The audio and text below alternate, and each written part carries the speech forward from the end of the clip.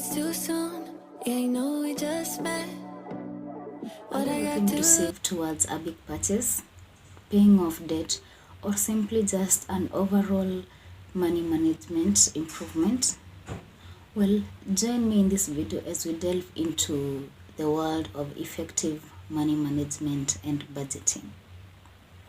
Disclaimer: I apologize in advance if my voice is not very audible because I'm recovering from a cold and I do not want to strain too much because I'm trying to heal.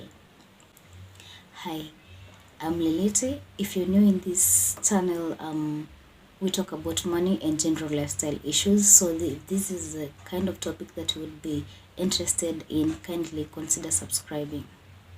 If you're a returning subscriber, you're very much welcome to this video. So I personally do not hit all my goals, my financial goals every month, but I would say that with a budget, I practice mindful spending and I am able to align my spending to my goals. And as this saying that goes that don't tell me your priorities, show me how you spend your money, show me your bank statement, your M-Pesa statement, and I will tell you your priorities. Without further ado, let's delve into the video. So the first thing when you're creating a budget is to track. What you need to do is to track your expenditure. This is because you want to create a budget that is effective. And for it to be effective, then it has to be realistic to you. So you need to know how you're spending your money is.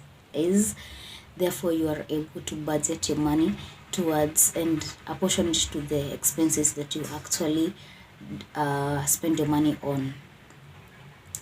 The second thing that you need to do when you're creating a budget is to create a zero-based budget. A zero-based budget is a budget in which you allocate every single cent to an expense. So you do not have any leftovers, you do not have any surplus, you do not also have any deficit. That said, you do not have any money to waste, so it minimizes wasteful spending and impulse buying.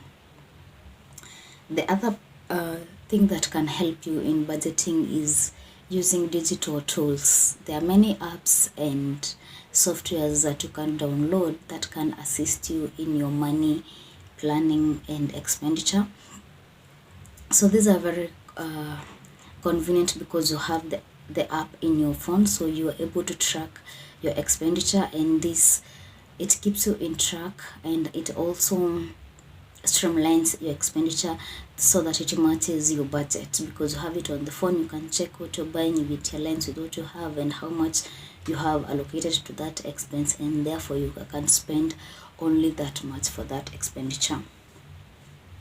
If you're not tech savvy, the thing that you can use for your budgeting is cash envelopes. So this is a planner. It looks like a planner, but it has both pages, and then it also have some pouches, the note size pouches. You can write what you need to write, and then you put the actual money. It is tangible and visual. So if you want to see your money, then it is there. So it is tangible and visual. You put your money, and then you mark the category in which that expenditure is for.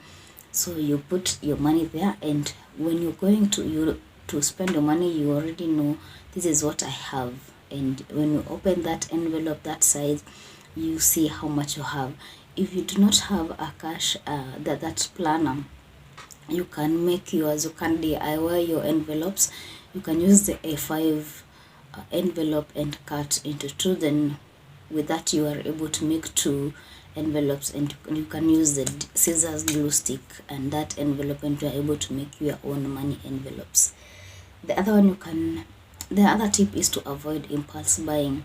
This one is by exercising mindful spending, and this, if you get number one correct by tracking your expenses, then you are able to track everything you spend the money on and allocate funds to it, and therefore there will be no impulse buying. Because if, for example, it is clothes that you need to buy, it's worth 12,000, your allocation is 3 or 4,000, that means that you'll have to need to wait 3 months or 4 months for you to be able to buy that cloth. This will build the delayed gratification will build discipline in you, and once you buy the dress, for example, it will be so worth so much more to you because you waited for it and you have exercised that discipline, and maybe by the time you are able to buy it, you no longer want it, and therefore you are able to make more informed purchasing decisions. The other tip is to budget for friendly entertainment ideas. So if you traveling alone is expensive, then you can carpool. If not, if traveling by air is expensive, then you can use the train or by bus. So you can also engage other people. You can use like those traveling groups to travel, or you can buy board games, in-house games. You'll just be more creative. You need to be more creative for you to have fun and to relax within your budget. The other part is to have emergency fund. So for you to not go into debt while you're budgeting, you need an emergency fund. This one will cater for unexpected expenses and for anything that may come and is not within the budget. Then you use this, you utilize the emergency fund. In another video, I'll talk about how to create and build an emergency fund. The other part is to have weekly or monthly check-ins.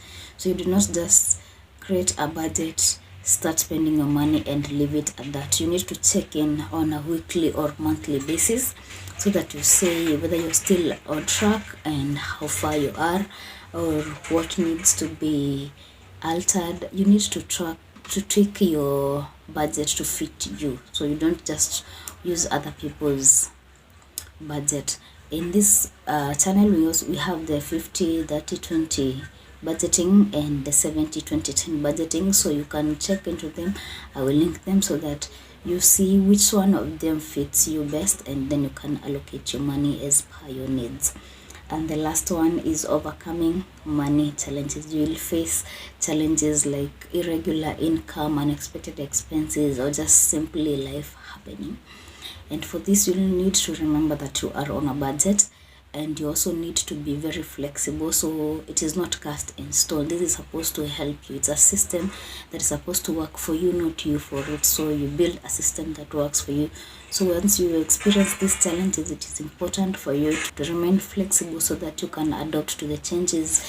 And this is why you need an emergency fund. So you really need an emergency fund. And also you can consider lifestyle changes or just changes that will enable you not to go into debt and not to stress just because there is something that has happened that you are not planned for. So thank you so much for joining me in this channel, in this video. I'll see you on the next one, and I hope you meet your goals.